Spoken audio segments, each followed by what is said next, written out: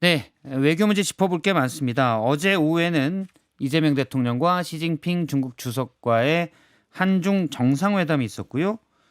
아메리카에서는 국제 정세가 너무 요동치고 있죠. 트럼프 대통령의 마두로 베네수엘라 대통령 체포 그 이유도 좀 짚어봐야 됩니다. 그래서 외교안보 전문가 모셨습니다. 이화여대 박원곤 교수님을 스튜디오에 모셨습니다. 안녕하세요. 예, 안녕하세요. 예. 일단 한중 정상회담부터 보도록 하죠. 총평해 주신다면요?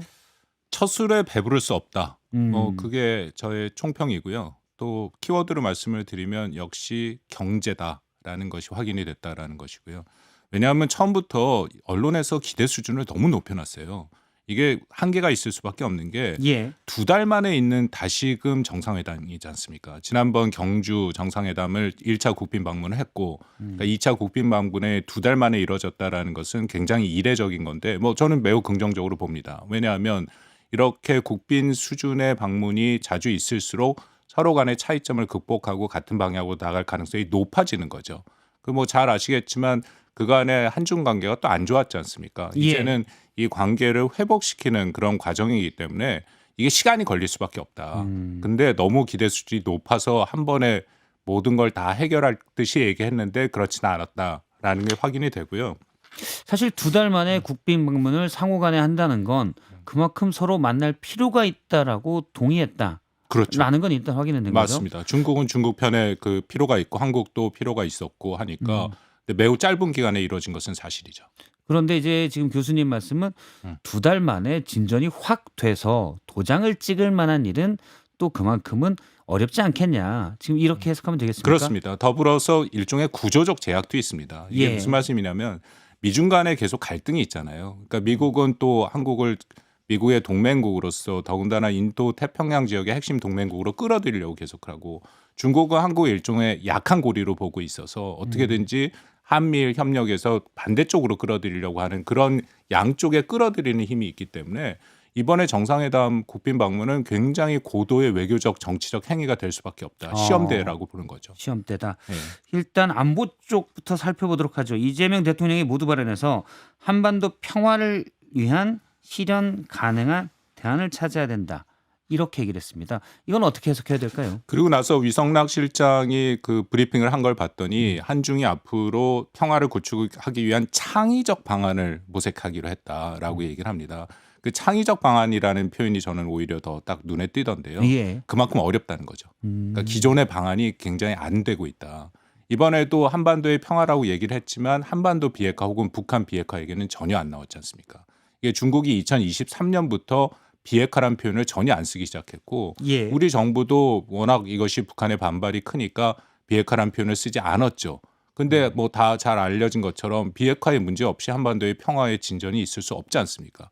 이제 그런 부분들이 막혀 있기 때문에 창의적 방안을 표현한다라고 얘기를 한 거고 또 결정적으로 북한이 한국을 뭐 적대적 두 국가로 선포를 한 상태에서 뭐 중국의 입장에서 또 그렇게 북한의 편을 들기는 마땅치 않은 그런 상황이 있다.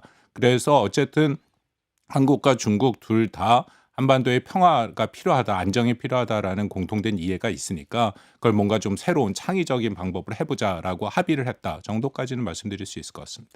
사실은 비핵화에 대해서 예전엔 원론적인 얘기라도 했는데 이 부분이 없다라는 것은 현실적으로 북한이 이미 핵을 많이 고도화했고 이를 비핵화로 곧바로 가기는 어렵다는 것을 한중이 묵인했다라고 봐도 될까요? 무긴까지로 하기는 우리 무기는 좀 정부의 입장에서는 굉장히 예. 부담이 되는 거고 엔드 구상이라 해서 END 구상이 있지 않습니까? 예. 마지막에 비핵화가 들어가 있고요.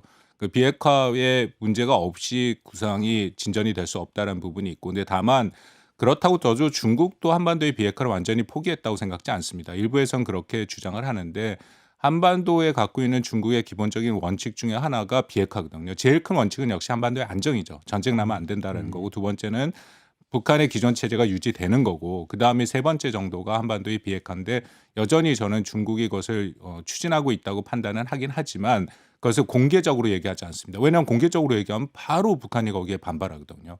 중국에 대해서도 반발을 하니까 그 얘기를 안 하는 거고 우리 정부도 비슷한 입장인 거고요.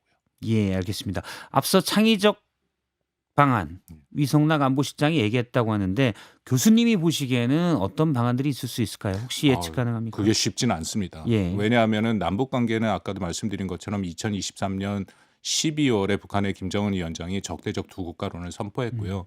아마 조만간에 9차 당대회가 열릴 것 같은데 그 당대회에서 다시금 그런 적대적 두 국가론을 그들의 헌법이나 아니면 헌법 위에 있는 게 노동당 규약인데 그런 규약에 포함시킬 가능성이 있습니다. 그렇다면은 그들의 노선 자체가 그렇게 확고히 제도화된 상태에서 남북 관계에 대해서는 상당 부분 이런 고착 상태로 갈 수밖에 없다. 그래서 자꾸만 창의적인 방법이 나오는 거거든요. 예. 뭐 예를 들어서 이미 우리 정부가 얘기했던 방법들이 있죠.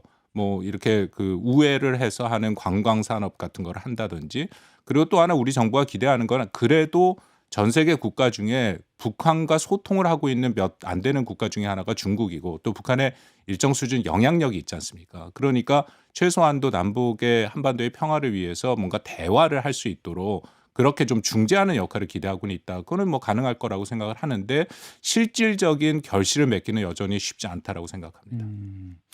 왜 그건 실질적인 결실은 어렵다고 보시는 건 왜 그렇습니까? 왜냐하면 북한이 아주 전적으로 한국과의 관계를 다 전혀 단절하고 있고 2019년 12월 김정은 위원장이 직접 지시했다라고 이제 다수의 남북 관계를 그 북한에 대해서 사업을 하는 사람들이 증언한 건데요.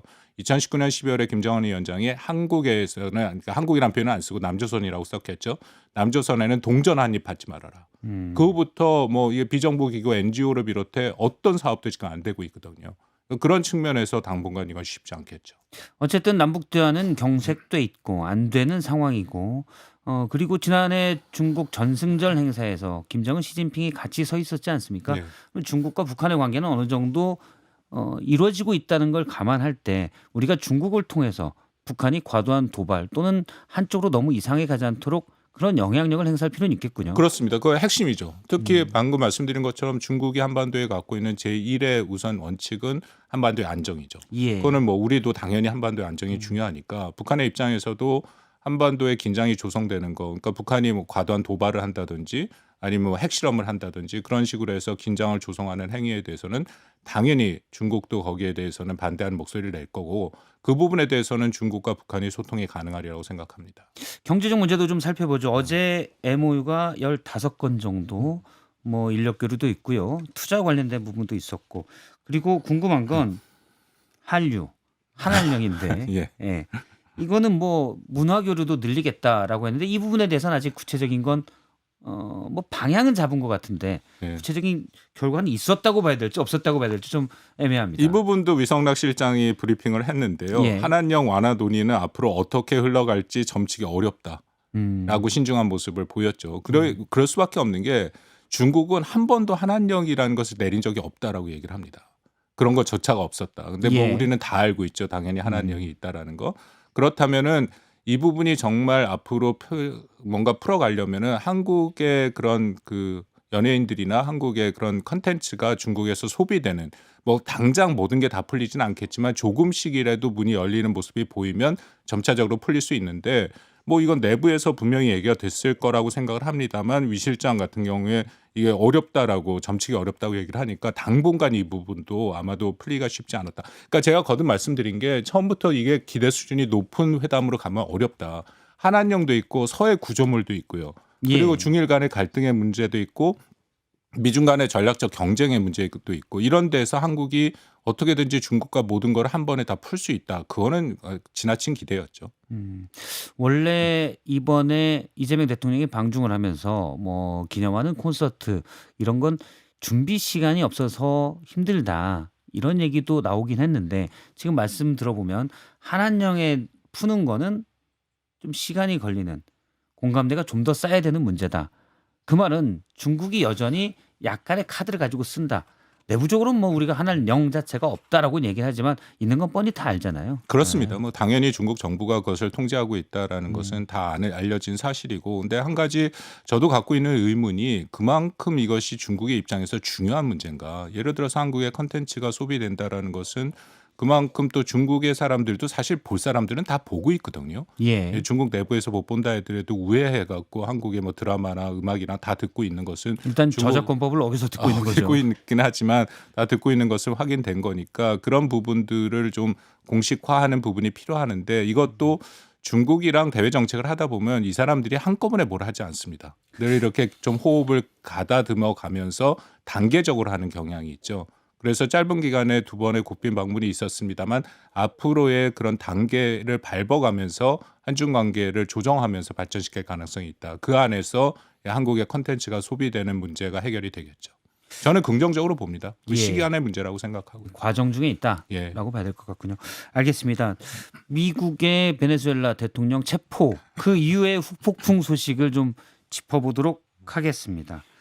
거의 뭐 군사 작전 2시간 반 만에 다른 나라 수도에 가서 그 나라 대통령을 그냥 끌고 와버렸어요. 네. 일단 미국 내 반응부터 좀 보도록 하죠. 미국 내 분위기는 어떻다고 보십니까? 뭐 미국의 분위기는 갈리고 있습니다. 음. 그러니까 여기에 대해서 당연히 문제 제기를 하는 그 그룹들이 있죠. 그리고 특히 민주당을 중심으로 미의회 같은 경우에는 미의회를 우회해서 트럼프 대통령이 자신의 권한을 너무 남용하고 있다. 예. 그러니까 전쟁 선포권은 미의회가 갖고 있지 않습니까?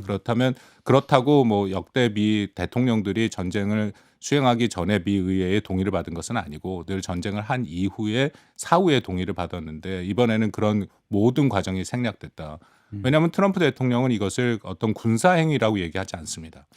작전이라고 했죠. 작전이고 내부의 미 법무부가 주도를 한 것이고 이것은 미국의 기소가 된 범죄인을 인도하는 과정에서 미 군사력이 동원된 거다.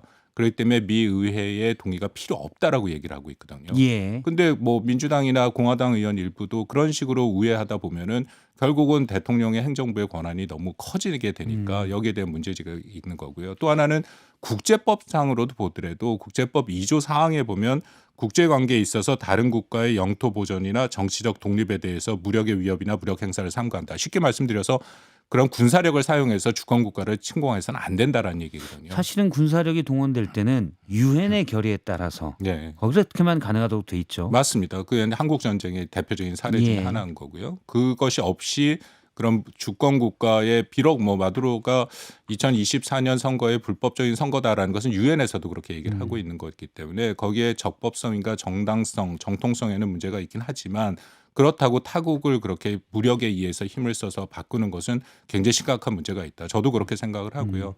이것이 이른바 이게 규범에 기초한 국제 질서라고 1945년 이후에 미국이 만들어 놓은 질서거든요. 예. 거기에는 보면은 주권 존중, 뭐 힘을 통한 현상 변경 반대, 법치 그런 게 있습니다. 근데 이번에 트럼프 대통령이 그것을 거칠게 상당 부분 손상시킨 것이죠. 이게 미국 내에서도 나오는 비판 중에 하나입니다. 트럼프 지지층은 어떻습니까?